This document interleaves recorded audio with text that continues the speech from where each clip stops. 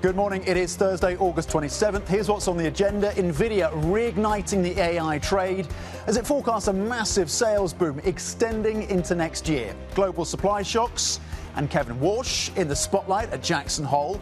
And Putin moves to escalate the war in Ukraine and possibly beyond. Tom, looking at equity markets and the reignition of that AI trade after those Nvidia numbers. Well, this is the effect on futures. European futures have a slight boost. Nasdaq futures have more of a boost, up by 0.5% on the Nasdaq futures picture right now as we take stock of everything that Nvidia has told us. We also need to talk about inflation. That is to some degree linked to what we saw in those Nvidia numbers, but we also have one eye on what's going on at the short end, in particular of the US curve. Slightly different interpretations from economists and the market about that PCE number, the Bank of Korea, the Bank of Japan, the AI build-out, Jackson Hole, all putting inflation and geopolitics, putting inflation firmly in focus this morning. The countdown to the opening trade starts right now.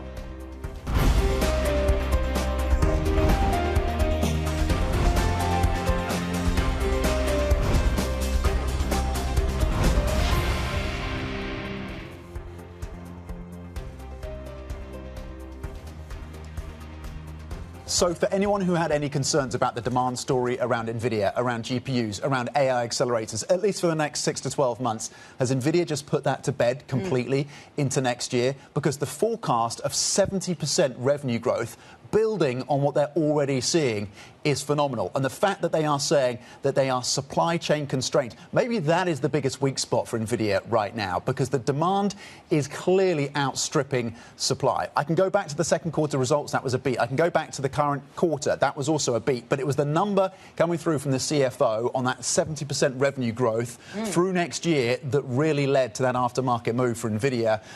And again, underscoring that they are seeing a rapid demand. The pressure, though, is ensuring that they can deliver on that. Yes, I mean, if we watch the after-hours move in the share price, and there was an initial sell-off, wasn't there, on concerns around the margin and, you know, the memory story. To what extent are they having to pay up for memory, and are they able to pass that on, and does that protect the margin? There was a bit of a jitter around that, wasn't there? But broadly, the margin was in line in the backward-looking number, and some of the guidance wasn't that bad.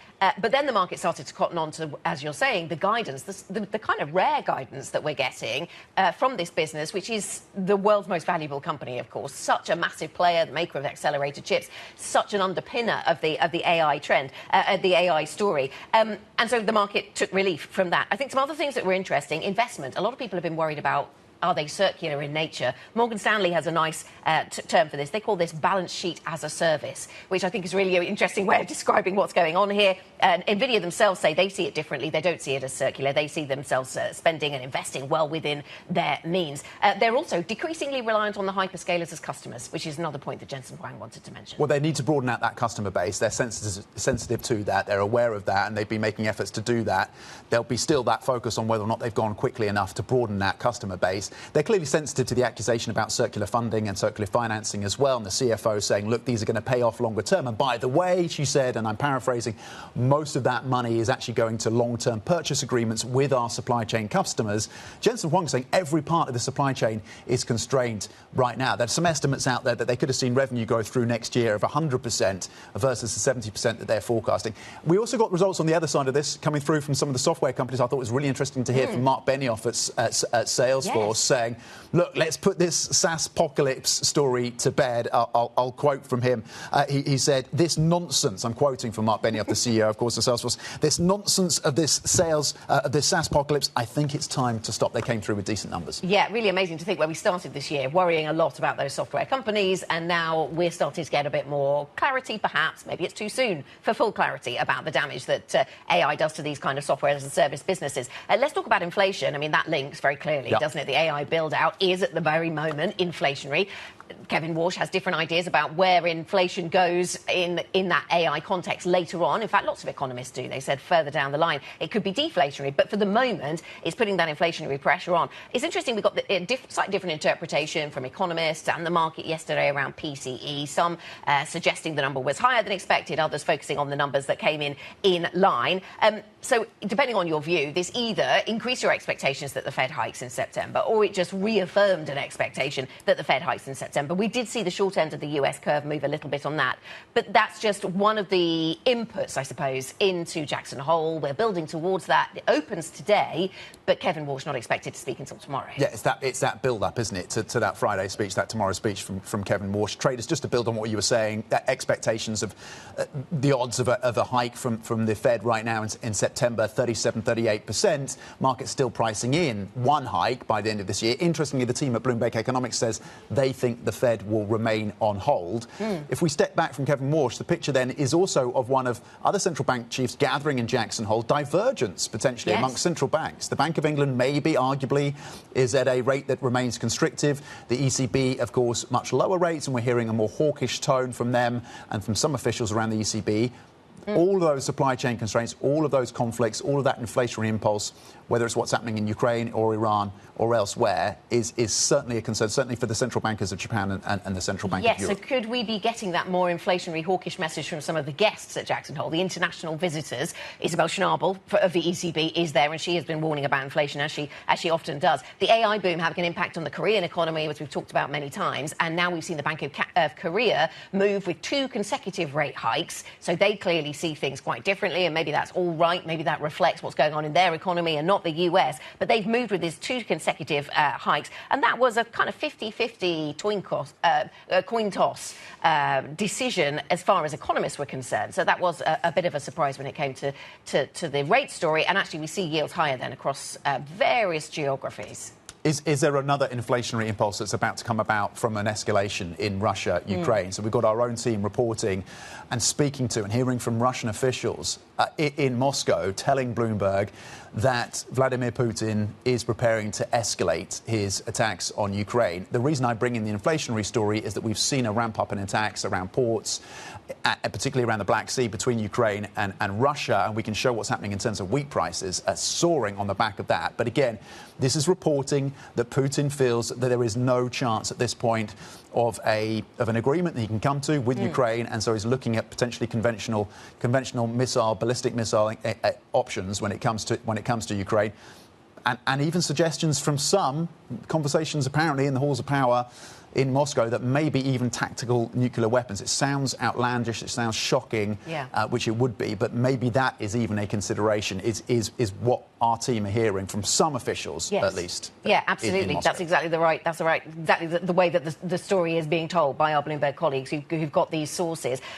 President Putin then increasingly seeing NATO as involved in what Ukraine is doing, and that's an important dimension here, especially as we saw the CIA visit, the head of the CIA visiting Moscow over recent days. The Wall Street Journal suggesting that was because they were trying to dissuade the Russians from attacking any NATO territory. And in particular, the concern around the Baltics. I mean, we talked on the programme, the whole network talked to people in the Baltics about the readiness and the fear that could be something that happens. But certainly this is increasingly on the agenda. Let's tell you about some of the guest conversations we'll be having coming up in the programme. 7:08 here in London. We will be joined by Matthias Reschke, JPMorgan head of European investment grade finance. We'll bring together there lots to think about when it comes to the data centre rollout, of course, but also the other dynamics within corporate finance right now.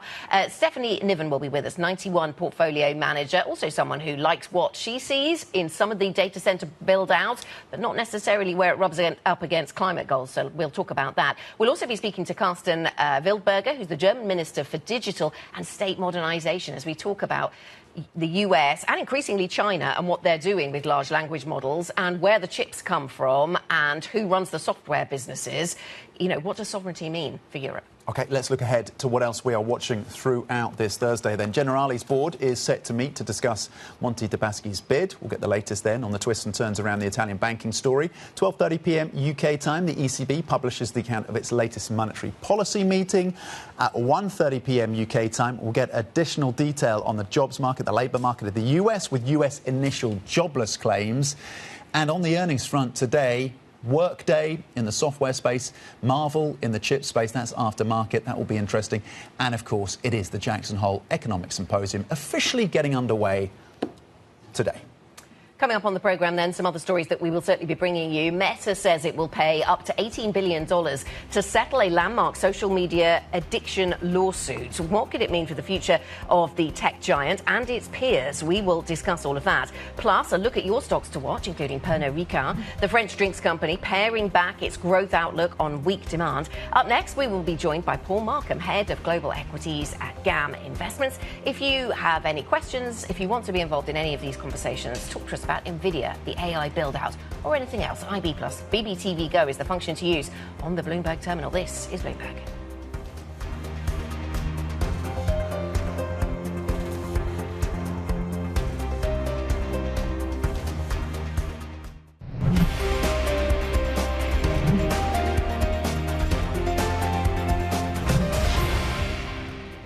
The surge in AI demand is driving a global infrastructure build-out, supported by an expanding and diverse set of growth opportunities, spanning hyperscalers, AI labs, AI natives, enterprises, and sovereign customers. We expect to grow revenue by approximately 70% in fiscal 2028. Okay, Nvidia's CFO, Colette Kress, speaking in a post-earnings call. Nvidia shares gaining in late trading then after delivering second quarter earnings that crushed expectations, easing concerns that AI spending is poised to lose momentum. For more, let's bring in Bloomberg's Anthony Stevens. Anthony, it seemed like it was the key line from the CFO there on revenue growth into 2028, fiscal 2028, that really turned things around for the stock. What for you stood out from these numbers? First of all, how unusual it is for them to give that full year guidance, right? It was interesting to see, as you said, the stock turned around. When I woke up, it was kind of weak, down around 2%, and then it switched gears it up to 6% to close up 4.5% around in the aftermarket. And it took most of the Asian trading with it in terms of the memory supply chain and what have you in Taiwan and Korea. So what drove that kind of optimism? It was the fact that they see growth above 70%. They're just constrained by their own supply chain. So that is a very bullish message. Now, there is continuing concern on margins from the cost inflation within that supply chain, and that will take some addressing as the US comes in and analysts kind of update their assumptions. What was also interesting is the fact that the revenue overall beat by around $4 billion, but most of that came from outside the US, as Nvidia defines it, meaning the invoiced countries. So there's a lot of growth in being invoiced out of Asia, especially in Taiwan and the Greater China region, and the granularity around that will be super interesting. They've also addressed directly head-on a lot of the major concerns. So I mentioned memory. They also addressed circular financing. They addressed the open weight model growth, and those two things Jensen took on face front. He said those are both very positive developments. He wished he had invested even more in its customers, and he said that open benchmark models are actually very good for the ecosystem overall. Yes, I mean, talk of sales, I mean, they're stepping tentatively back into China, aren't they? Or they are to some degree, they're able to sell again in China. And you were talking there about the open models. And that takes me to my next question, because, Anthony, you've been quite transfixed, I think, by the Ox Alpha story, this model coming out of China that sort of came out of nowhere, surprised lots of people by how good it is. How fast are we learning new things about what China can do when it comes to AI? It's fascinating, right? Just the guerrilla nature of that launch on its own is such an indication of confidence. They launched this model without any company being behind it, and it absolutely took the world by storm in terms of the open weight model universe. It rocketed to the top of a lot of usage metrics, and now we learn that it's Z.AI. And more importantly, we learned that they did most of that using Chinese computer technology, right? In terms of the training, the inference, and also the pure capacity to give people access to all these trillions of tokens for free. So that's something new that we learned. We knew that they are doing well, but how well and at what speed, that is catching people by surprise. And bear in mind, today we have some really strong revenue numbers from DeepSeek and Minimax as well. So the Chinese ecosystem is really processing a lot of tokens. Now, Jensen Huang says that this is positive. The more tokens they use, the less computational power is available to the American frontier models, and it will help their business. And the ecosystem ecosystem moves forward one development at a time. Bear in mind the Chinese models are open weight, so the Americans can learn. And there is some signs that the American models are starting to incorporate innovations from the Chinese ecosystem, especially on using memory more efficiently. Anthony, thank you very much. Important update. Bloomberg's Anthony Stevens with everything we've learned from Nvidia and the wider AI story over the last 24 hours. Let's get another voice on this then. Paul Markham, Investment Director at and Global Equities Head at GAM Investments, joins us on set here. Paul, good to see you. So many positives. Let's linger on all the positives before we try to find any cracks, shall we? So the numbers coming in better than expected. This unexpected guidance boost. Lots of comfort in the numbers if that's what you were looking for in terms of the Nvidia story. Then in the wider ecosystem of tech, we get, was it CrowdStrike and also Salesforce with after hours moves higher, and then there's the Chinese story that Anthony was talking about. I mean, are you just really leaning into the AI narrative right now? Yes, and good morning, Anna. Thanks for having me. Yes, we are.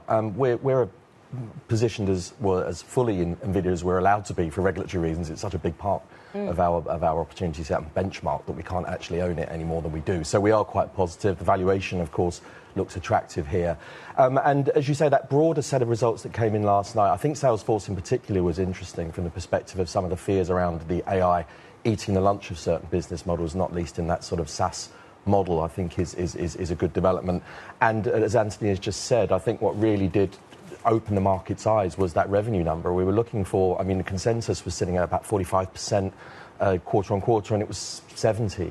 Yeah. So I think that as long as that's accompanied by not too significant margin erosion, I think that's a pretty positive story. And in terms of the customer base for Nvidia, they still rely on the hyperscalers. That's been the case for a while, and we've asked about, that broadening. But it is broadening, and Jensen Huang was keen to point out that the rate of growth at the cloud companies, industrial and enterprise customers, that is now faster than what they were seeing at the hyperscalers. And he put the emphasis on sovereign AI as well. I mean, there is a broadening story, which we've talked about in an equities context a number of times as well. Yes, I mean, the big problem as far as the market's been concerned, what's been really exercising equity investors has been this CapEx story.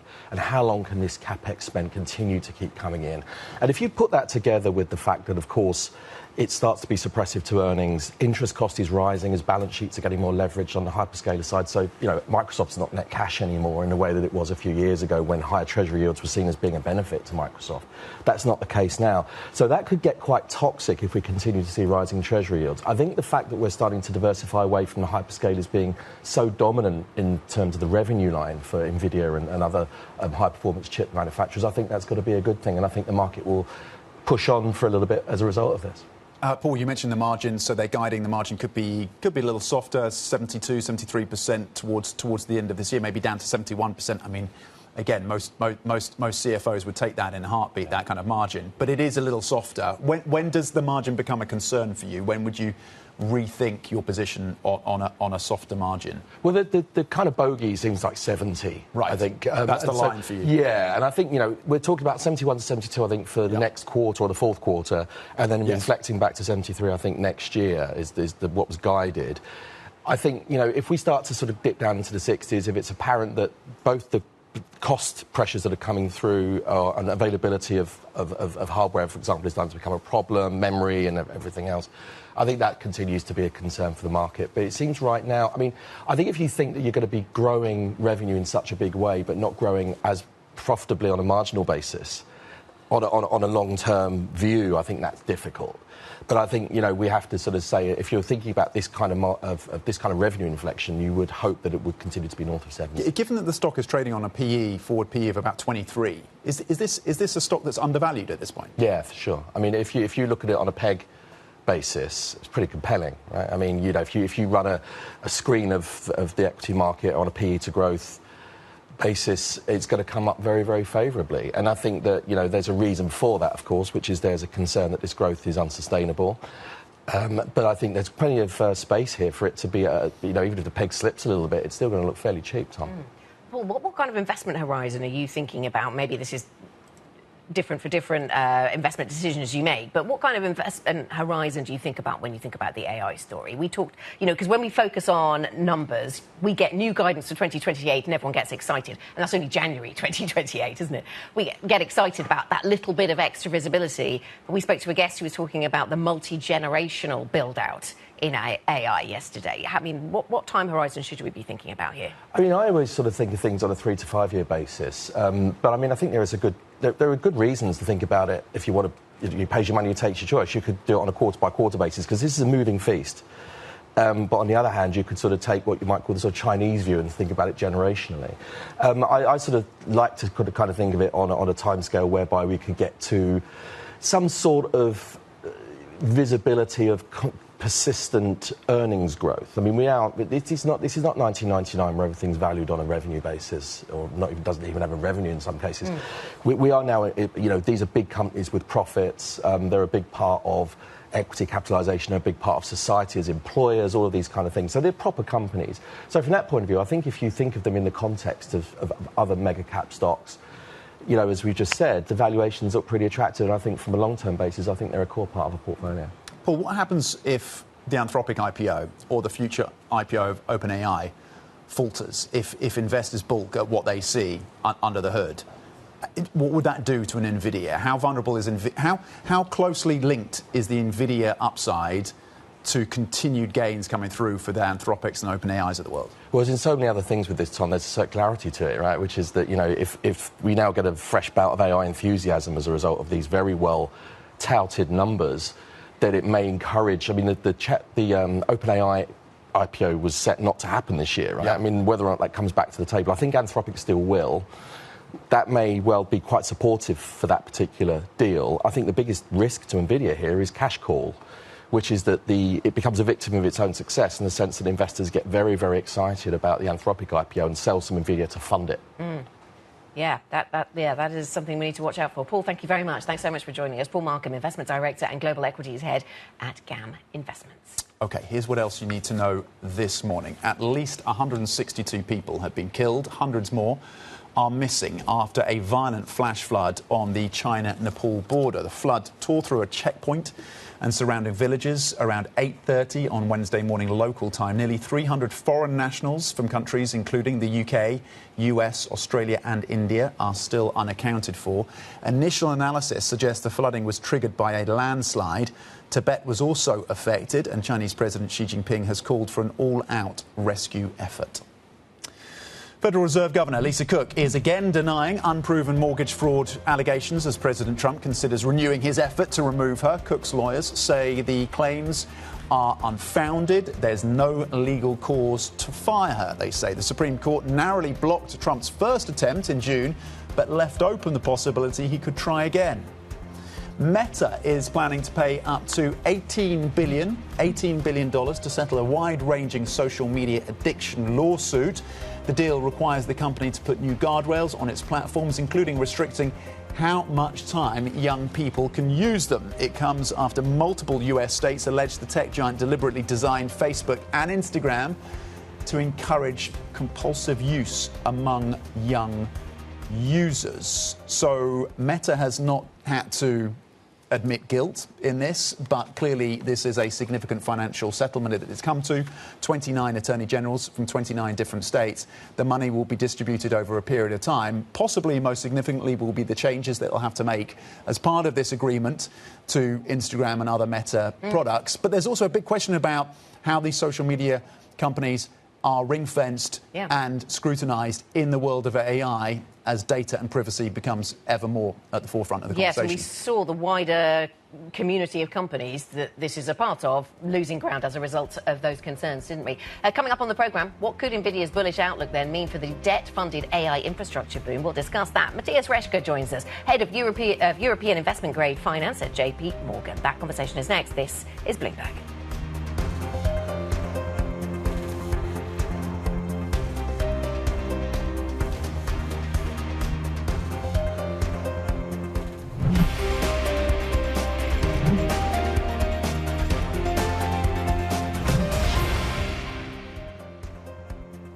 Welcome back to the opening trade. This Thursday morning, the 27th of August, let's have a look at the futures picture, and we are seeing evidence of a post-Nvidia bounce.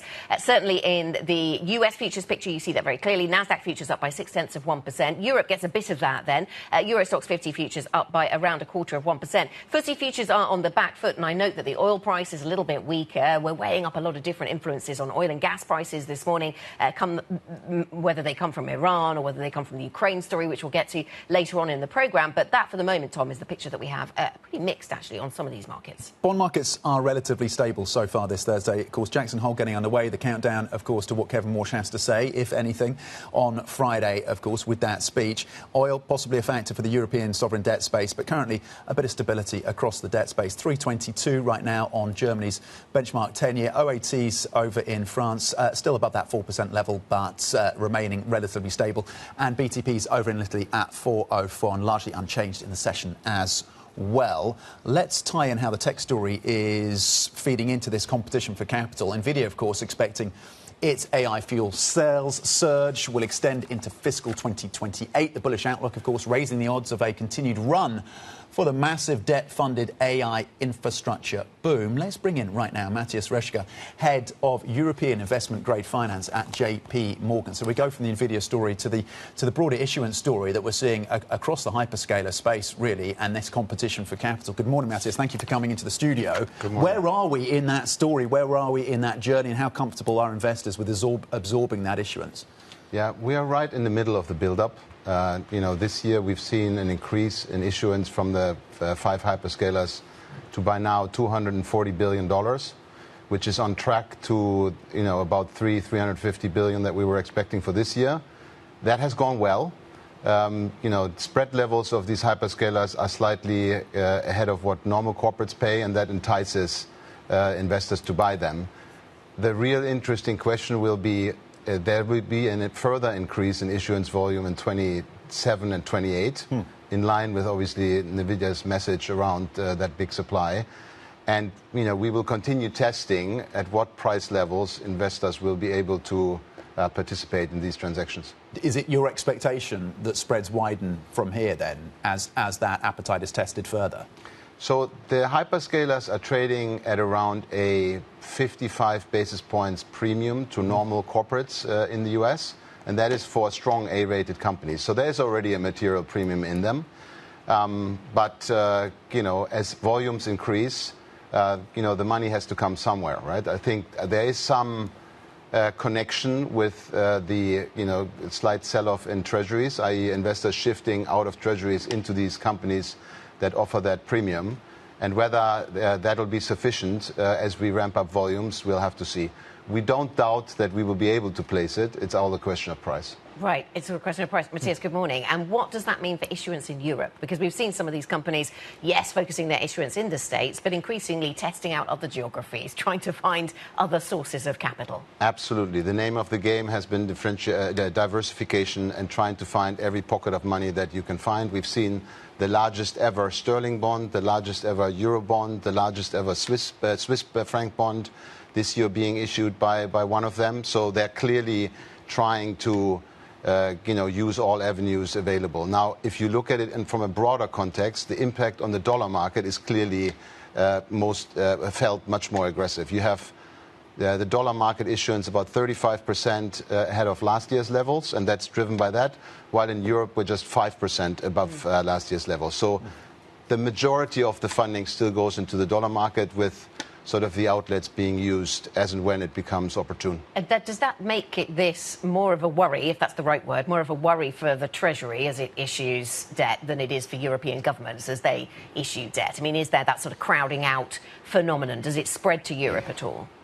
Well, I think that there's always an indirect connection between rates in the US and rates in Europe, i.e. if that crowding out happens in the US and treasuries move up by, 25, 50 basis points, you tend to find through global flows of money that in Europe we see, somewhere between 25 to 50% of that move also in European rates. So an indirect effect is likely going to be had.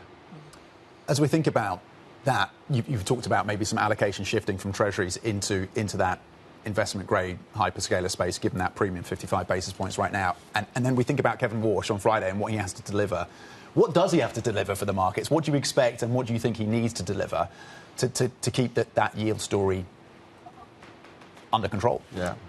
So Jackson Hole is an interesting meeting. Over the past years, it has been probably the least interesting events from a market point of view, because it's focused much more on longer-term Fed strategy. The market is obviously hoping that he will say a little bit more. It's his first speech since Fed chair, that he will be able to say something. One thing is clear, though. Kevin Warsh seems to pivot the strategy of the Fed a little bit away from guiding the market too much and letting the market find the right level of pricing, rather than doing what his predecessors did. So there's clearly an expectation for him to say something. We'll see whether he actually follows that route or not. Yeah, is it possible for him to restore confidence that the Fed will do what it takes to lower inflation without giving any forward guidance? Yeah, that's the question. I mean, Yeah. The message clearly, it'll be data dependent, and we will see how inflation, ticks along, whether the economy cools slightly. We've obviously seen recent data points that were a little bit more softish, which helped. But yes, I mean, he clearly wants to shift the strategy a little bit. The question is whether that causes a crunch in the market and he needs to move. Quite frankly, at the moment, I think he's going to go with his strategy he has chosen so far. Are investors underestimating divergence that we may be getting from central bank reaction function over the next 6 to 12 months as they confront very different inflation pictures? I think it'll depend on the way the data will develop and whether we have a sort of a decoupling, of inflation pressures. At the moment, that is relatively broad-based because we have global impacts. Less globalization, investment in infrastructure, the conflict in the Middle East. Those are all inflation drivers that are uniform for most countries across the world. But if those subside, and one particular country like the US feels it more because of the infrastructure build-out, potentially we get there. At the moment, we do feel that the pressure is sort of uniform across the globe. Do you think, Matthias, then, that we are in a period of just higher rates broadly? Is that what, when you're talking to corporates who are looking to raise money, are you and managing their expectations about how much it's going to cost them? Do you have to say, look, 7 years ago you raised money, that was an incredibly different world. Now you're going to, or 5 years ago even, and you're going to look to raise money soon. It's going to be really different. It's going to be a much higher rates environment, and you just have to get used to that. With inflation levels at core inflation levels above 3%, almost universally around the globe, I do think that's something that at least for the foreseeable future, the next 3 to 4 quarters, we think it's going to remain that way. At the end of the day, the question is whether at some point in time that inflation leads to lower growth or even a recession, and at that point in time rates are coming down. If you think about where rates were over the last 80 years rather than just the last 20, the period where you mentioned rates were low, we are at slightly elevated levels, but not massively above the average. Yes, we do tell issuers, you might not like the fact that rates have gone up, materially again in the last quarter, but the likelihood of them coming down is not that great either. So yes, we do think that people should be conscious of the fact that spreads are at close to historical tights, which is obviously what the credit risk really means, and rates are likely going to stay for a while where they are at the moment. So they shouldn't wait. Absolutely. What are the best opportunities in investment grade Europe right now? For an investor? Yeah, from an investor. Is there something standing out to you? That you would advise investors to look at? I mean, as we look at this high rate regime, the ECB set to almost universally expected to hike in September. What is the investment grade European credit picture looking like? So, I would rather maybe pivot to who is going to issue more and where the investment opportunities are going to come. We do see obviously some of that AI supply coming. The related industries, utilities, for example, massive build out for energy supply for these centers coming. These are the kind of sectors where you will see a lot of supply, and then obviously the sort of usual spread of issuers that we've seen in the past. Okay, really interesting. Thank you for coming in and for your insights this morning. Matthias Reschke, Head of European Investment Grade Finance at JPMorgan. Meanwhile, of course, central bankers, as we've been discussing, gathering in Jackson Hole this week, set to discuss, of course, global inflation risks and the prospect of those higher borrowing costs. Kevin Warsh will, of course, make his first appearance as Fed chair. Here's Bloomberg's Michael McKee with everything you need to know. The question hanging over this year's symposium is, will he or won't he? Will new Fed Chairman Kevin Warsh explain how he thinks about inflation and how he plans to get it back down to the central bank's 2% target? Warsh, who has criticized Fed officials for speaking too much, has been unusually circumspect since taking office. That's led to criticism on Wall Street, with investors demanding some further, if not forward, guidance in his Jackson Hole speech. At the Fed's last meeting on July 29th, he suggested he might only offer a high-level view of the reforms he wants to bring to the Fed. Market rates have risen since then, a sign of investor impatience. Complicating matters, rates have fallen in recent days after Treasury Secretary Scott Bessent said he's trying to manipulate the yield curve. Warsh has said he wants market rates to give the Fed direction on the economy. Bessent's move would make those rates harder to read. All new Fed leaders have a learning curve. This year's Jackson Hole will prove a test for Warsh, how well he can thread the needle between his views and the markets. Michael McKee, Bloomberg, Jackson Hole, Wyoming.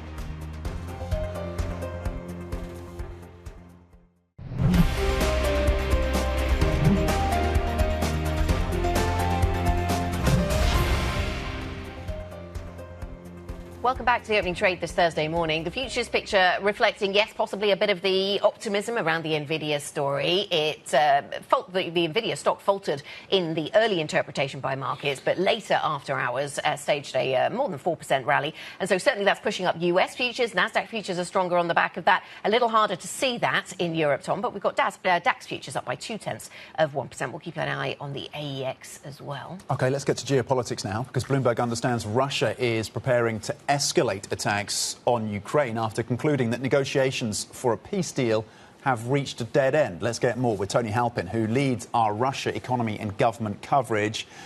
Tony, what more do we know about these escalation plans?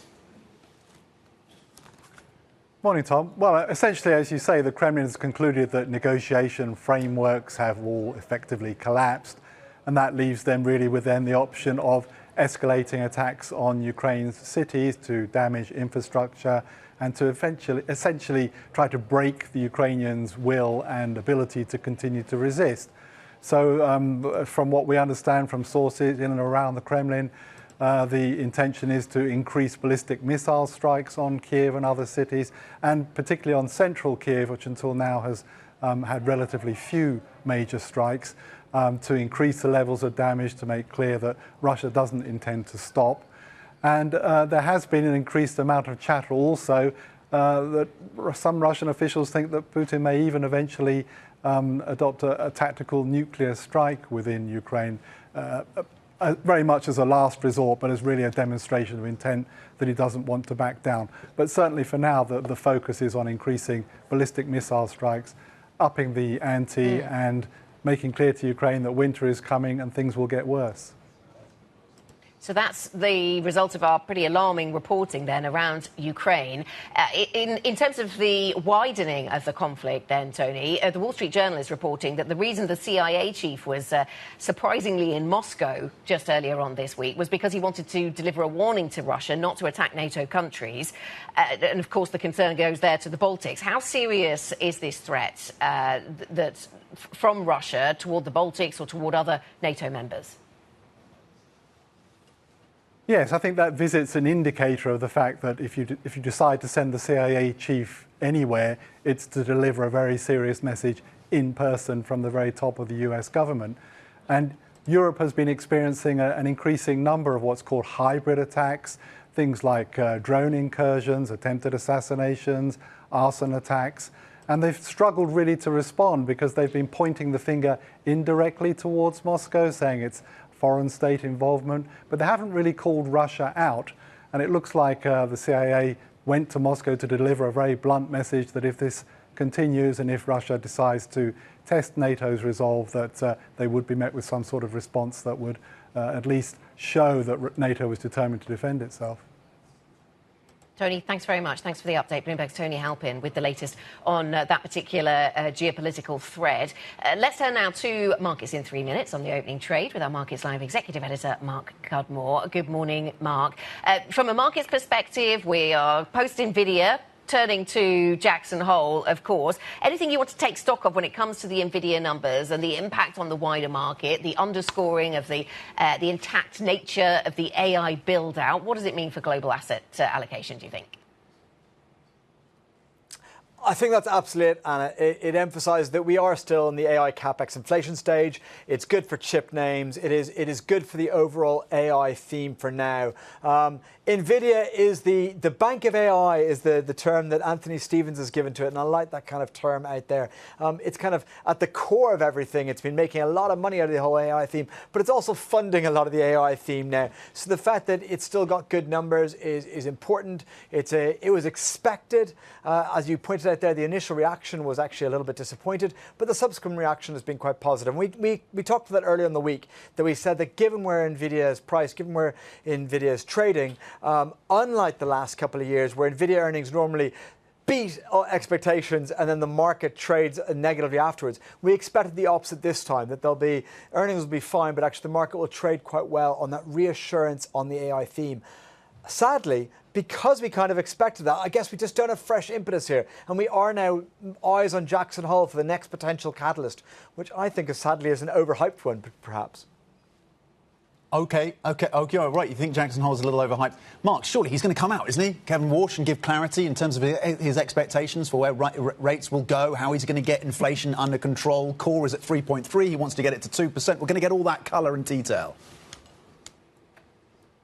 I know you're winding me up, Tom, but no, I think we're going to get nothing.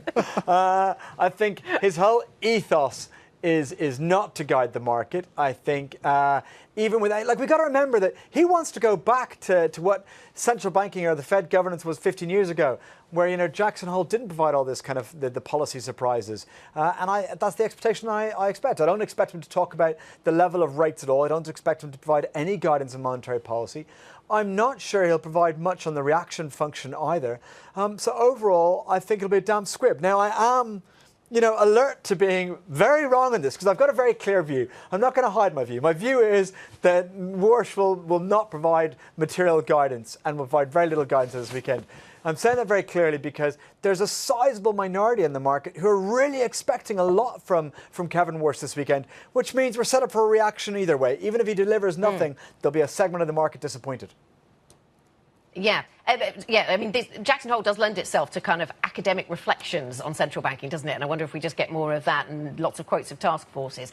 How concerned are you, more than you were last week, about global inflation, Mark? Some of the mood music around that, just briefly, is that building?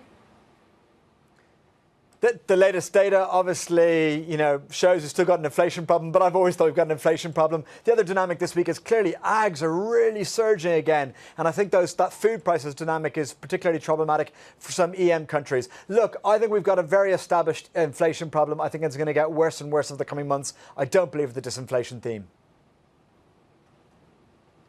Mark, thank you very much indeed. As ever, Bloomberg Markets Live Executive Editor Mark Cudmore.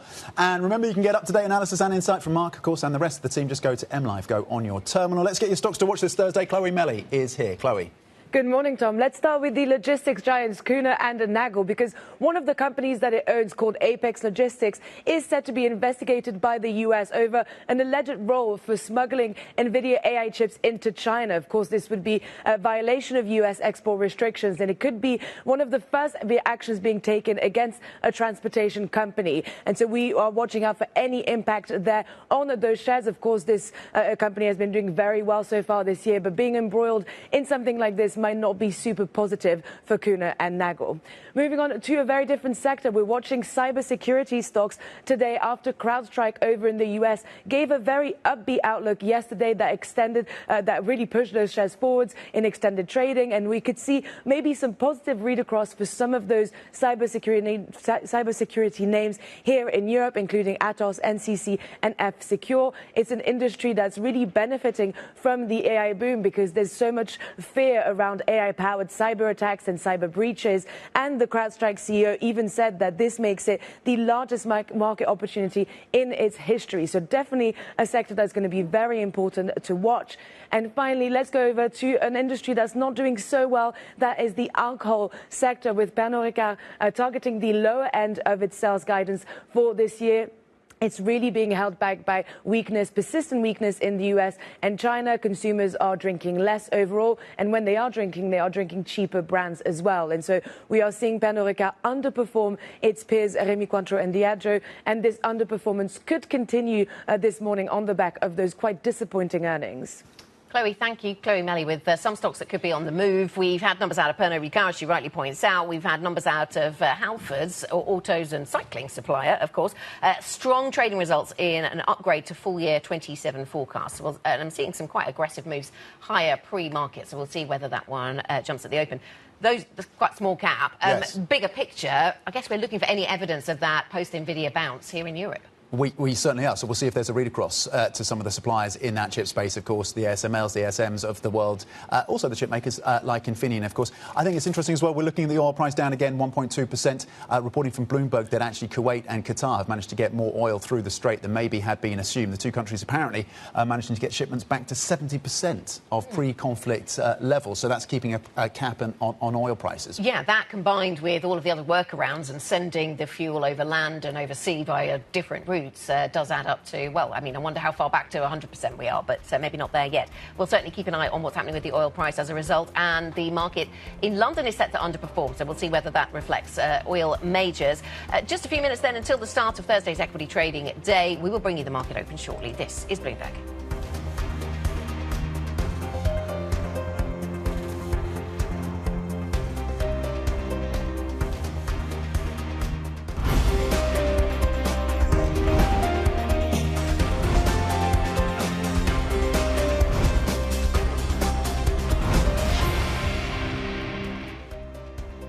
This is the opening trade, a few minutes until the start of cash equity trading here in Europe. And this is the picture on Wall Street yesterday. After we saw European markets close, well, the US equity markets, we saw some volatility, but they didn't really go all that far overall. And of course, since US markets closed, we've had numbers from Nvidia. So there's a lot of new information to add into the market open this morning here in Europe that isn't reflected in yesterday's session in the United States. And that was the Nvidia numbers, also CrowdStrike, Salesforce, all of that positivity, after hours move for all of those companies to the upside. That might be limited in the extent to which it plays out positively for Europe, but we'll be looking for that. We'll certainly keep an eye on everything to do with the tech theme as a result.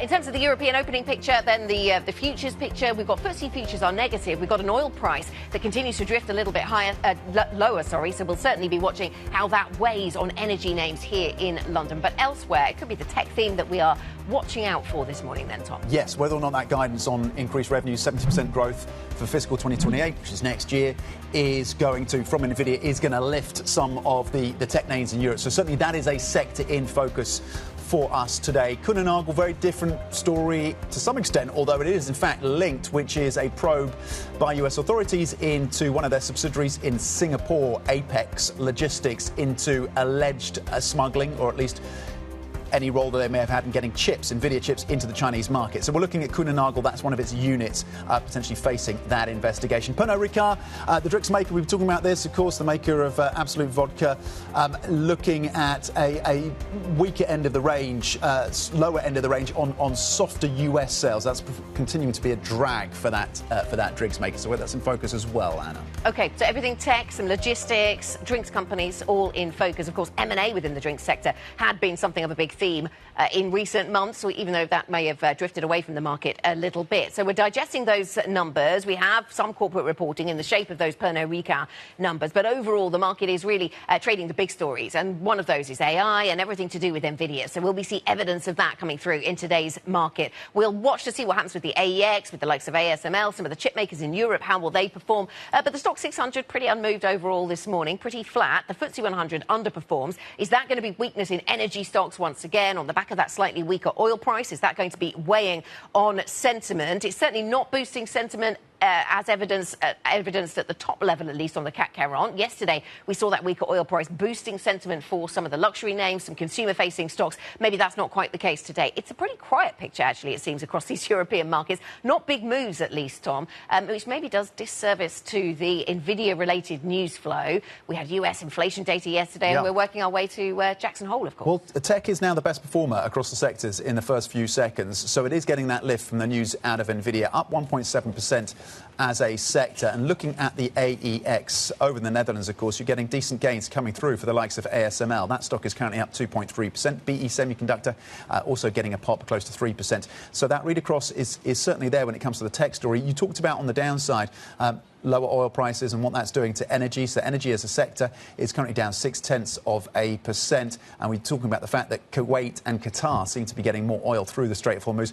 Food and beverage, the biggest loser across the sectors. We've been talking about Pernod, Ricard and the weakness there in the US market. Food and beverage, and as a sector, is currently down 1%. That's the biggest loser across the sectors right now on the downside. On the upside, it is tech, up 1.6%, Anna.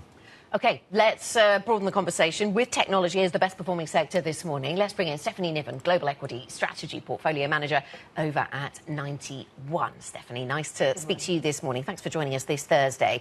So where in the AI supply chain are you looking to invest? Where do you think there are the best opportunities from here, given what we've heard from Nvidia, the underscoring of the resilience and the strength of that AI build-out story? Where do you want to be invested? So it's a really fantastic time to be thinking about investing into tech. We're seeing a lot of compelling data points that AI trade is real, that AI build-out is coming. However, I think the market will increasingly be looking, where will those profits be shared?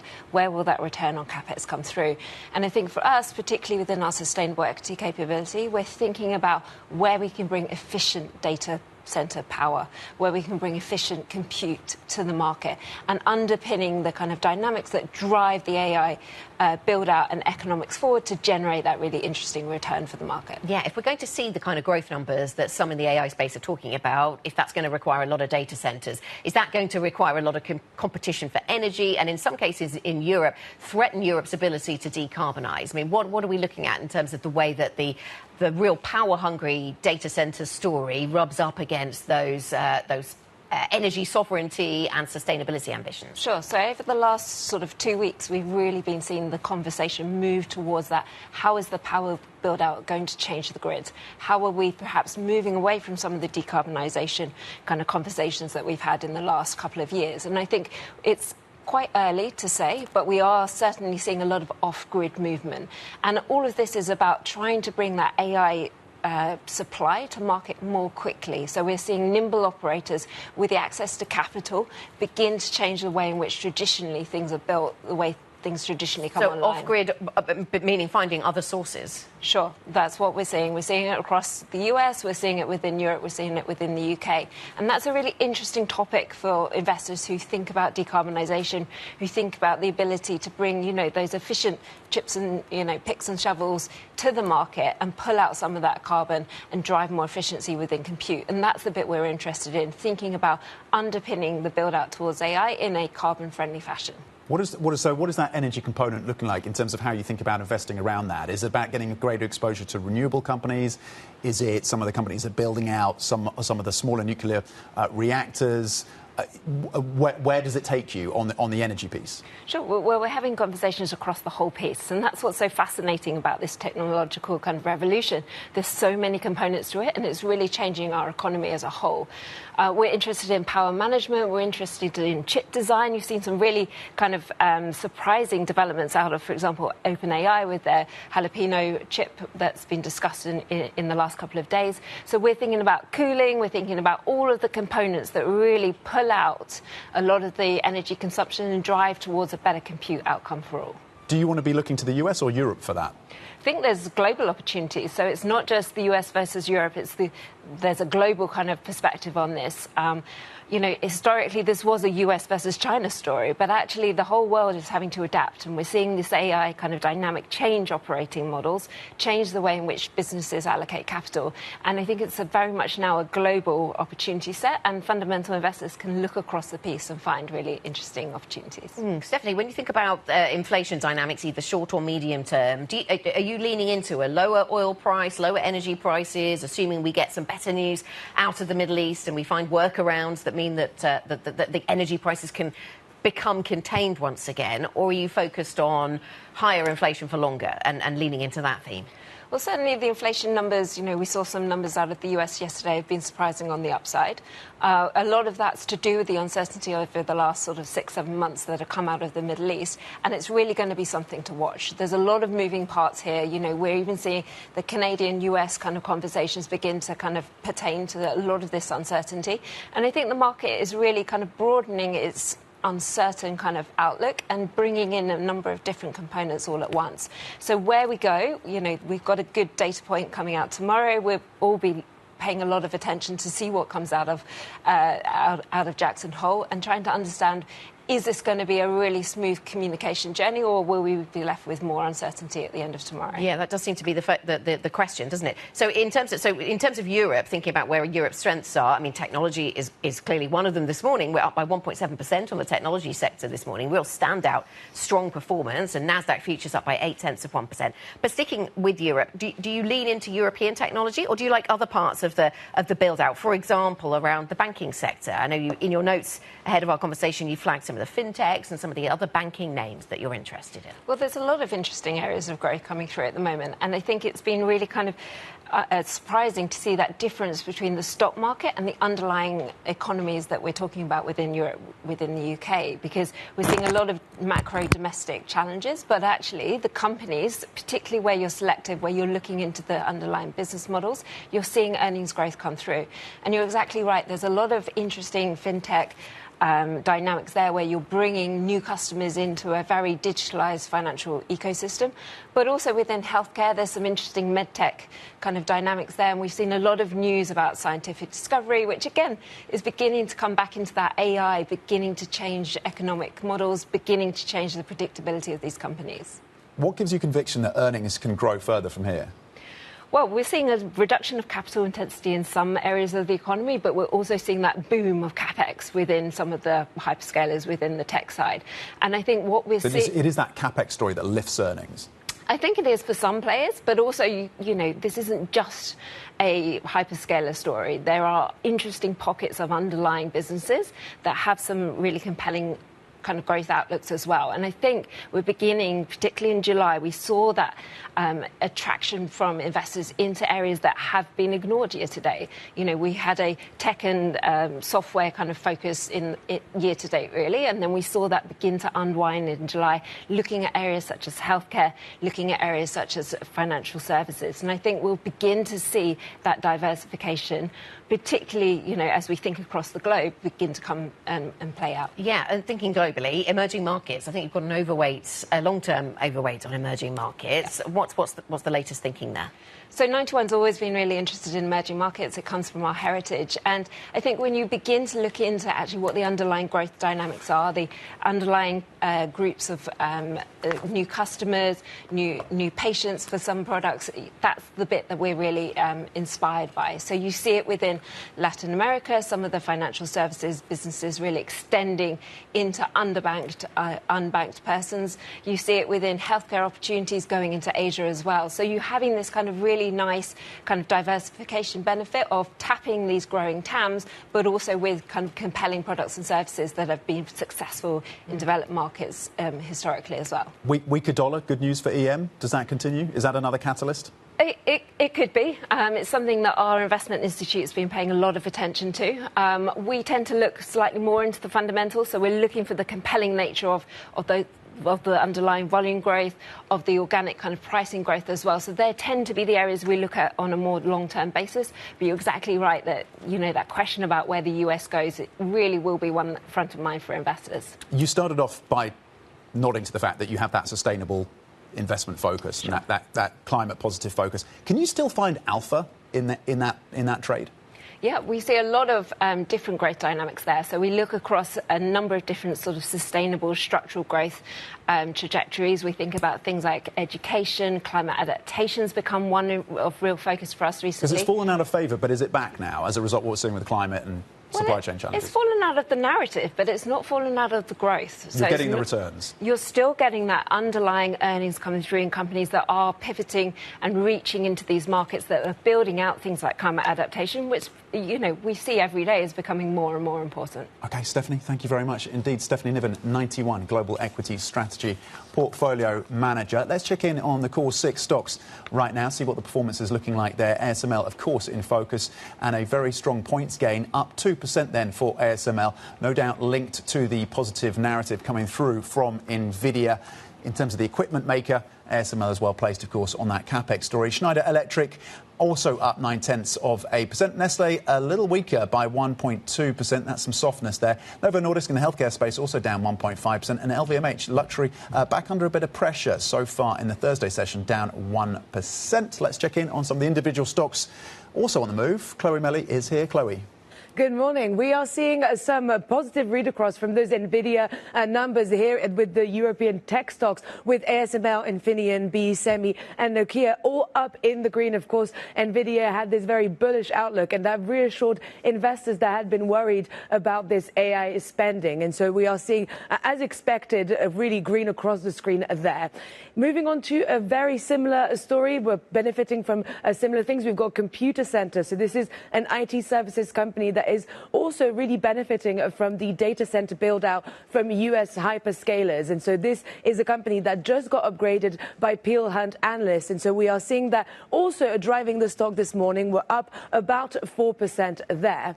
Moving on to Pernod Ricard, which is obviously a very different story, and it's not a sector that is doing as well. This is the alcohol company. It's expecting the outlook to be at the lower end of the range. And so we are seeing that dragging down the shares a little bit. Of course, this is a market that's really been really hurt by the persistent weakness in the US market, in the Chinese market, with consumers just consuming less alcohol. And so we are seeing that really dragging down the shares there. Moving on to Bilfinger, which is a company that is an industrial company. It's just been upgraded to a buy rating by UBS, and that is driving those shares. And this follows actually quite disappointing earnings just a few weeks ago. So we're seeing a bit of a reversal in sentiment there. And finally, Halfords, the bicycle and auto parts retailer based also in the UK, is up very strongly this morning. We're up about 13% after raising its guidance as well this morning. So we've got also a positive mover there, and that is thanks to strong summer weather, apparently. OK, Chloe, thank you very much indeed. Chloe Mellick with some of the stocks on the watch, on the move. It's worth mentioning Kuehne + Nagel as well, the logistics giant, of course, from Switzerland, over in Switzerland. It is, and seeing one of its units probed by the US authorities. Apex Logistics is based in Singapore. This is over allegations the US government is investigating suspicions that that unit had some role in potentially moving chips, Nvidia chips, into the Chinese market, smuggling Nvidia chips into the Chinese market. That is the allegation from the US. Yes, and in terms of the response, Apex says it is aware of Washington's concerns for and interest in a small number of shipments they describe that Apex handled in 2024. They say they are cooperating. The firm is cooperating fully with the US investigations and committed to complete compliance. They also say the same of their parent company, Kuehne + Nagel, and while adding that Kuehne + Nagel itself has not been contacted by the authorities. So we'll continue to watch the twists and turns of that one. OK, coming up, more on the Pernod Ricard earnings results. We'll switch focus to that. We're going to discuss how the US drinking culture has contributed to the French company's outlook. That is next. This is Bloomberg.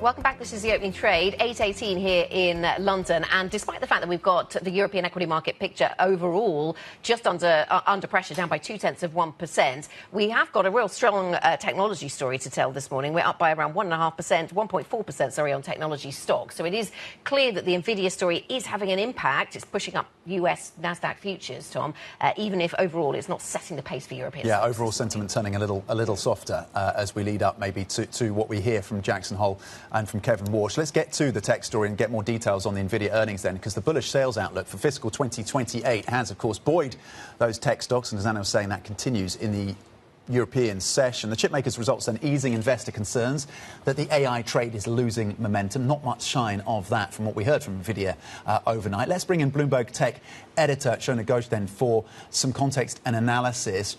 What stood out to you and the team from these numbers?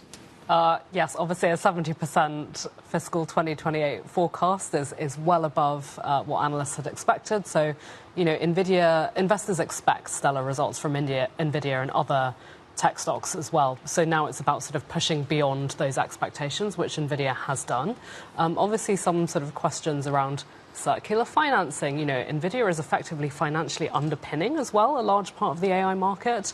And it sort of talked about hundreds of billions of dollars in spending commitments. I think still that is something being examined by analysts. It was described by one set of analysts as balance sheet as a service, which I liked as a phrase. So some caution around that too, and sort of worth watching that going forward. But overall, in terms of the fundamental numbers, very strong as you'd expect. Yeah, that's the Morgan Stanley line, wasn't it? Balance sheet as a service, Yes. Really nice. Especially as we've been worried about software as a service in relation to the AI build-out. And that takes us to some of the other earnings we had, certainly earnings from the likes of Salesforce, which despite all of those fears about SaaSpocalypse, we got strong after-hours performance from Salesforce, from CrowdStrike, and from others in the software space. Yeah, so it's interesting with Salesforce. You clearly have enterprise customers who need to make the transition to AI, and Salesforce, as far as we can tell from these quarterly numbers, due to its partnership with the maker of Claude, Anthropic, seems to be positioning itself in a way that can help those clients.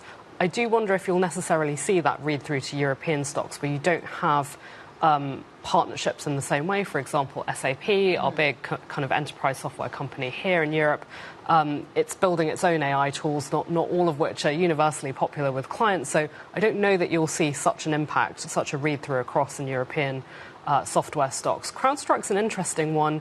You'd expect security companies to be doing a little better because of the fears around AI agents breaking free of their sandboxes and going around hacking companies. So interesting to see that actually security software is on the up too. And we're still kind of digesting the impact of this agreement that Meta has come to in kind of halfway through this legal case with these attorney generals, 29, I believe, from 29 different states in the US. There's a big ticket number in terms of what they've agreed to pay, which I believe is around $18 billion to resolve those claims that they deliberately made these products, including Instagram, addictive for young people.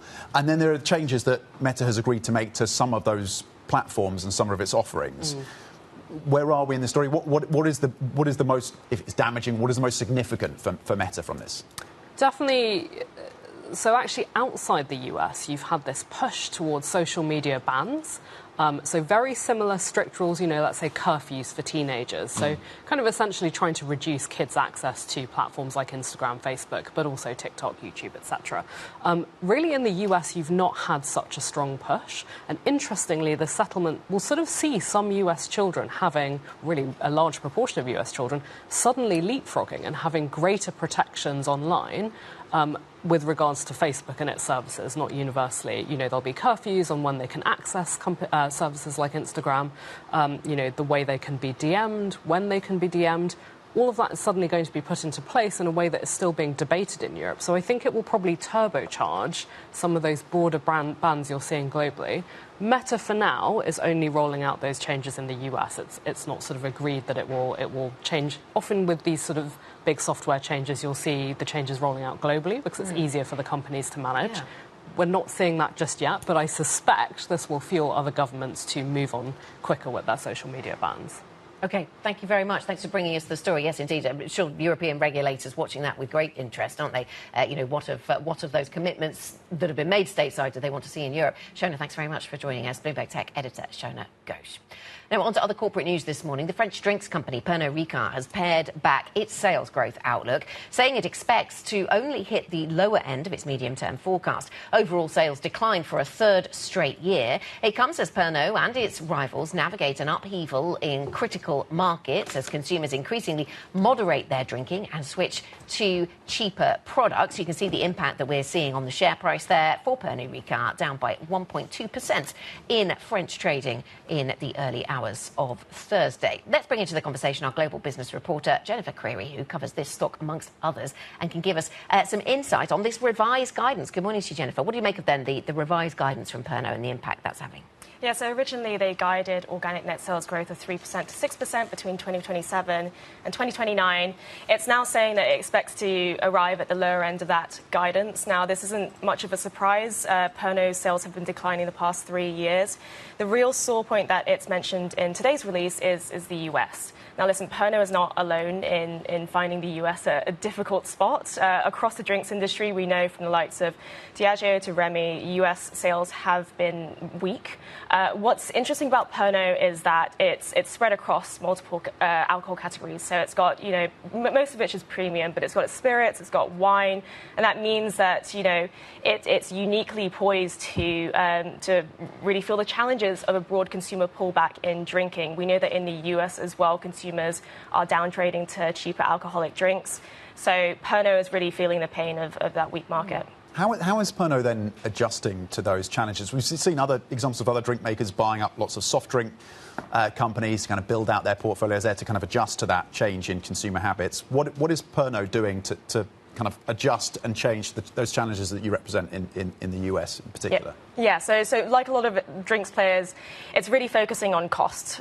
So I just got off the phone with CEO and Chairman Alexander Ricard, and he was touting the fact that, they are more than halfway through their €1 billion cost-saving regime. They're expecting to arrive at that €1 billion cost savings a year in advance. And one of the levers that the company has pulled is headcount, like a lot of rivals as well. So if you compare to 2023, the company has reduced its 20,000 strong workforce by about 18%. So it's quite a significant reduction. 18%. Yeah. So it's quite a significant reduction. We know that Diageo is also doing the same. Even beer makers like Heineken, they're also cutting their workforce. And so they're really trying to slim down operations and become more streamlined and efficient. One other lever is, of course, M&A, and Pernod mentioned that in its release today. As to what that means, we'll have to wait and see. But we know earlier this year that they were in merger talks with Brown-Forman. Those talks ultimately failed. I asked Alexander about this, whether they're still in discussion with Brown-Forman, and he flat out said no. But, looking forward, given what's happening in the industry, it is ripe for some activity in that space. So that's a space to watch. Thank you very much indeed for breaking that down for us. Bloomberg's Jennifer Creary. The stock is currently down 1.5%. Coming up, can Europe ever achieve digital sovereignty? We'll discuss that and more with the German Minister of Digital and State Modernization. That conversation is coming up next. This is Bloomberg.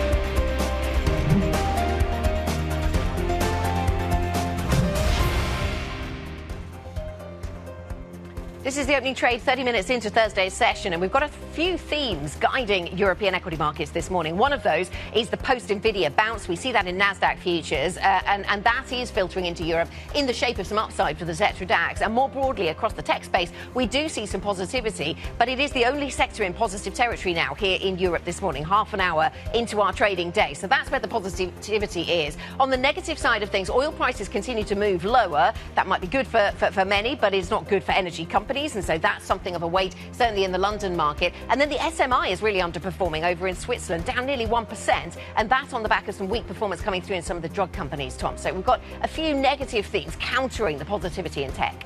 Worth noting, we are still, towards the end of summer, but volumes are light. And you can see that here. Volumes down about 60% versus that 20-day average. To Anna's point, the majority of individual stocks are now in negative territory so far in the session, 368. The positives, 213. So the split is very much weighted towards the sell-off. But it's a very modest sell-off. And we're going to hear from, of course, Kevin Warsh on Friday. Maybe that changes things. Let's flip the board and have a look at some of the leaders. So on the upside, ASML is getting that lift from the Nvidia story. Clearly a beneficiary on the spend, on the revenue story, providing those lithography machines into, of course, the companies that actually manufacture the chips. So ASML is benefiting today, up 1.5%. That's a decent-sized move for that company. Vestas in the wind space, getting an upgrade. That's gaining close to 4%, 3.6%. That's getting a bit of a lift in terms of an upgrade coming through on the back of their most recent earnings. Halfords, Anna's been particularly interested in this maker and seller of things like bicycles, for example. Also coming through with an earnings beat. A lot of Lycra in London at the moment, up 11.6%. Apparently the weather was a factor there, so some good news for that stock here in the UK. Let's flip the board and look at some of the laggards. Pernod Ricard, we've been breaking down the numbers there. This is weakness in the US market. That is dragging on Pernod, down 1.6%. They're making the case that they're pushing ahead with cost cutting, but for now, investors clearly not cheered by what they've seen in the US market for that company in particular. Boliden, this is a mining company, currently down 2.5%. This is on a potential stake in Nexa. And Novo, cut to sell at Deutsche Bank. Novo Nordisk then currently down at 2%. The maker of those weight loss drugs, of course, currently taking a bit of a hit on that cut by Deutsche Bank. Anna. Tom, here's what else you need to know then this morning. Nvidia shares climbed in post-market trading after the chip maker gave a bullish sales outlook for fiscal 2028. That optimism overshadowed a forecast for margins to narrow in the coming months due to rising memory costs. Central bankers are gathering in Jackson Hole, Wyoming, as the annual economic symposium kicks off today. The focus will be on inflation risks and the prospect of higher borrowing costs in the face of new threats. Kevin Warsh will deliver his first major speech as Fed chair tomorrow, giving investors fresh clues on the policy outlook after facing criticism over a lack of clarity on his views about the economy. And Bloomberg has learned that Russia is preparing to escalate attacks on Ukraine after concluding that negotiations for a peace deal have reached a dead end. On Tuesday, the CIA Director John Ratcliffe made a rare visit to Moscow for talks with Russian counterparts. The Wall Street Journal is reporting that the trip's purpose was to warn Russia not to attack NATO countries, citing unnamed people briefed on the visit. Tom. OK, let's get back to the tech space. What sovereignty means, our reliance in Europe on semiconductors and software from the US, data center build out underpinning a lot of this AI story, and the broader picture that's coming through from Nvidia. Those blockbuster earnings, of course, in focus for investors. There are far bigger questions and ramifications as a result of what Nvidia is doing and what it's powering. For European leaders looking to build tech sovereignty in the region, it's another reminder of the continued dominance of the United States when it comes to that AI build-out. Joining us now, then, from Berlin is Germany's Minister of Digital and State Modernization, Karsten Wildberger. Karsten, Minister, thank you for your time. You are partly charged with helping and overseeing a plan to build out data centers across Germany. For how long will Germany and will other European nations be reliant on semiconductors, GPUs, AI accelerators from the US? Well, good morning and thanks for having me. As you say, it's critically important that Europe becomes more independent, that we master technology, also deep tech, and compute and data centers is of utmost criticality here. That's why the German government has set up a data center strategy for the first time with a very ambitious and very clear time plan. By 2030, in the next 3.5 years, we will double the overall capacity of data centers and quadruple the AI-related compute capacity. So that is very ambitious, and we're on a good way here to achieve that. Yeah. How sovereign is that data center capacity then, if it is built on the back of US infrastructure ultimately? How can we be sure that this is immune to the geopolitical twists and turns of the Washington-Brussels relationship? Well, I think we have to be clear and define what sovereignty really means. It still means that we will also work in partnerships, and it doesn't mean solitude. And if you go through the stack, then, of course, it starts very early, even before the chips. It starts with energy, it starts with the chips, and then with the data center, with the software, with the data. And clearly, the data centers we're talking about when we talk about sovereignty require that the data is safe, that we own much more of the software stack within the data center, so no one can switch it off. And we are in control of also what's running in the data center, and that's a lot. And increasingly, we'll also have chips made in Europe, but it's clear that the leading chips are coming from the US, and we have some great cooperation there, and that will also be like this in the foreseeable future for several years to come. That said, we will also accelerate, obviously, to go deeper into the stack. Good morning to you, Minister. Thank you very much for coming to talk to us. So if we end up in a situation where you have more data centres in Europe, we have more data centres in Germany, but they rely and they operate on chips made internationally and software provided internationally, will that be sovereign enough? Well, I think the data centers we have built already in Germany, those architectures are, I would say, very sovereign.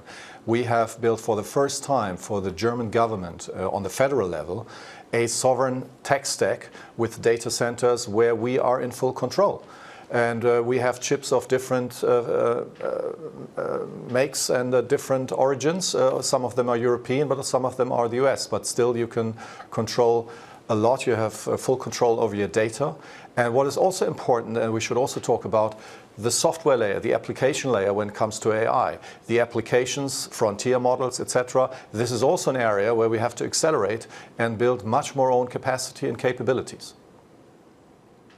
The European Chips Act then does seem to have some of those ambitions to try and make data centres and general chip use in Europe more sovereign, Minister. And it envisages a €30 billion facility for cutting-edge chip production in Europe. Is any progress being made on finding a company to actually deliver that? Well, if you look in Germany, for instance, the area of Dresden, which is Europe's largest area where we produce chips, I think just recently we have opened a €5 billion investment in a chip facility. And so there are so many projects underway. We have great research, and that's something that is also sitting high on the agenda. And I'm very pleased that also Europe is waking up to the fact that we have to accelerate. But as always, this is a process. If you want to, when you catch up, this will take several years of initiatives and action. And I'm pleased that I think we are rising to the challenge now, and that's important. Minister, as we are renewed in terms of our focus on Russia and its threats to Europe and NATO members, as well, of course, continuing threats to Ukraine, how are you thinking about ensuring that there's security around these data centres? Germany, of course, has faced its own attacks that have been linked by some to Russia involving drones. Are you thinking about that? Is that kind of security being factored into future data centre build-out in Germany? Well, I think when we talk about sovereign structures and critical infrastructure, obviously the criteria we demand are very, very high. When it comes to the physical build-out, redundancy, the architecture that we use for that, of course, the communication in between, this is also encryption, very important, and obviously cybersecurity. This is a core skill that you need to have these days, and there is a lot of investment going into this area. We're lucky. I'm lucky to say that we have some really great talents, also research institutes that are very active. We have learned also from the UK when you talk about the AC, the AI Safety Institute, because let's not forget, it also requires to be able to assess the capabilities of AI systems these days. And there is a great cooperation, and we will also build and initiate now the German version of the AC, and we will collaborate strongly on this. So this is high on the agenda, and you can't run infrastructure without taking all those aspects into account. Karsten, does Germany have a pitch that convinces investors that they should put their money into data centres or gigafactories in Germany rather than other parts of Europe? Is there sort of intra-European competition for this kind of investment? Well, first of all, we think about Europe because we stay united and we have some great collaborations in Europe. That also means that we will share compute capacity, etc. But Germany we have our role to play in Europe. And I see increasingly more interest, more investment coming to Germany. And the times could never have been better. The reality is we are short of compute capacities, which means demand is rising. And I can't think of many better investment cases, and that's why also our data center strategy means we will accelerate and expedite the approval process, energy, We have many, many areas where we have all the energy that it requires, and you will also get support from the government to expedite projects like this. So I think there could never have been a better time. And if I also see the applications on the industrial side, if I see the increasing number of startups, we have record numbers of startups also driven by AI. This is very promising. We have to build on that success now and have the courage to sustain this over a longer period of time with all the talents we have in Europe. When we stay united, I'm very, very confident. And I explicitly say we also need the UK in this endeavor, which is very important. And that's why we also greatly appreciate our partnership. And Minister, I'm focused back on your comment about full stack when it comes to data centers and software, and that being a sovereign part of the stack for you. In the years ahead, do we get to a point where government ministries will not be using Microsoft, for example, because there will be a German or European equivalent? Is that the future that we're heading towards? So I would hope that we have, in many years to come, still all the great partnerships we have cherished over the many years. I think they should still be part of that. We are definitely open to this. But as a matter of fact, we will also enter the race when it comes to competition, building own products, great products, when we have good enough products, and when we need the freedom of choice for security reasons, we will make those calls. So I think the competition should get larger, and we should also build on the capacity that we have. So no one can foresee the future. The only future I can foresee is Europe has to wake up and use our talents we have to enter the race, because this is about sovereignty, safety, security, freedom of choice, and also about growth. And that's what we need. OK, let's see if other ministers and other governments are listening, and we'll join you in that effort. Minister Karsten Wildberger, German Minister of Digital and State Modernization, thank you for your time this morning. And sticking with the theme of European autonomy, the European CEO of the US defence company Lockheed Martin has told Bloomberg that transatlantic partnerships see economic benefits for both sides, as well as building credible deterrence. He spoke to us here at Bloomberg exclusively. Europe is really stepping up now as a consequence when it comes to security and defense. It's really about, building up capacity in Europe, building up deterrence, credible deterrence. And I think this should reinforce transatlantic cooperation and not replace transatlantic cooperation. So for us, really, the focus is on, how can we help building up capacity, readiness and resilience for the customers. And I recently joined the NATO summit in Ankara, where we announced together with Rheinmetall a joint venture to produce ATACMS missiles in Germany, so in Europe. So this clearly shows, if we go in together in those transatlantic partnerships and cooperations, that will build a credible deterrence, strengthening the alliance as a whole and creating economic benefits on both sides of the Atlantic. But where do you see the biggest dependencies still on the United States? Is enough being done to bridge those gaps in European sovereign capability? Clearly, European governments want to have more sovereign capabilities, and they want to build up their own industrial base. And I think these are legitimate customer requirements. The question is, how does that translate for us into action? We want to help to get a capability faster in the hands of the customer in partnership. And so I would call it smart autonomy. So really going in together, building up those capabilities together. This is really what will make the difference.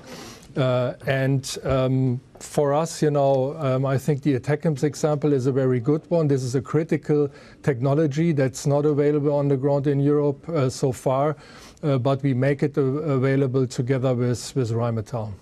Would you want to tell us more about how the partnership with Rheinmetall is going and how you expect that partnership to evolve going forward?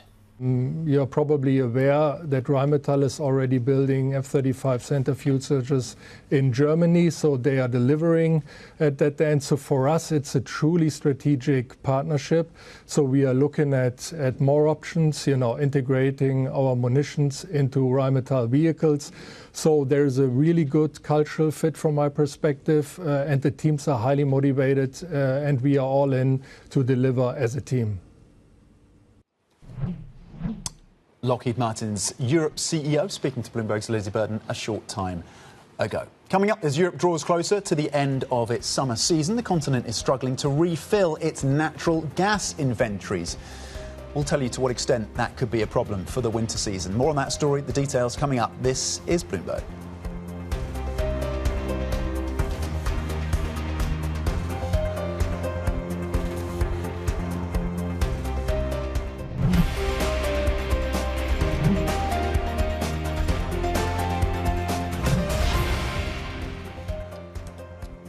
Welcome back. European natural gas prices steadying as traders monitor talks between Iran and Oman on the Strait of Hormuz. However, prices remain elevated after a rally took them to their highest levels since March. Let's get more from Bloomberg European energy reporter Priscilla Azevedo-Rocha, who has the details and context for us. What do storage levels look right now?